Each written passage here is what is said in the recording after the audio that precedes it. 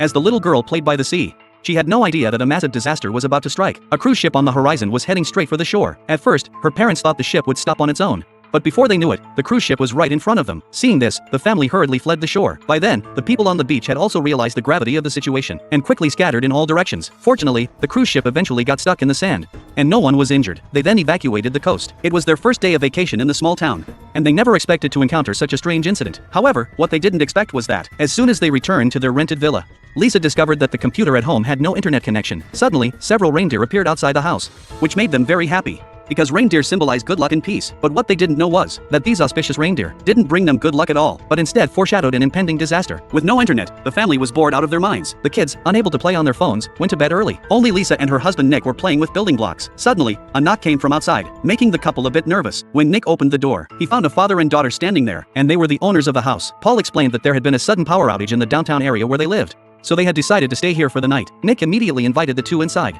but Lisa didn't want outsiders disrupting their vacation. Faced with this awkward situation, Paul suggested he'd like to open a cabinet to look for something, so he took out a key and unlocked the cabinet. It turned out he wanted to take out $1,000 as payment, hoping the couple would let them stay the night. Nick was instantly delighted to see the $1,000, and decided to let the father and daughter stay the night. Just as they were drinking and chatting, a piercing static noise suddenly came from the TV. They all turned to look, and realized the situation was far more serious than they had imagined. Not only were the city's power and internet out, but order had completely broken down. After settling the father and daughter in the basement, the daughter complained to her father. "This is our home," she said, "yet now we have to live in the basement." But the next morning, when Lisa woke up, she saw several breaking news alerts on her phone. Reports that the United States was under a cyber attack. However, by the time she told Nick about the news, the alerts had vanished. Meanwhile, as their daughter Amy was playing in the yard, she spotted several moose. Curious, she walked closer, unaware that all the moose in the woods had gathered together. A truly eerie sight.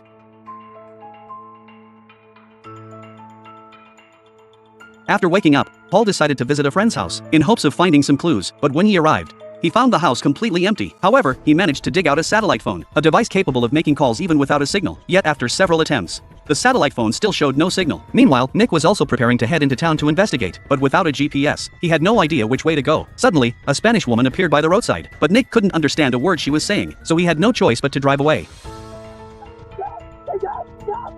This gave Nick a sense of foreboding. Just then, a drone appeared ahead, flying rapidly toward him, and spraying red liquid. Terrified, Nick quickly turned the car around, but countless red cards suddenly rained down from the sky. Meanwhile, Paul had arrived at a sandy beach. He spotted a watch on the ground, and reached down to pick it up.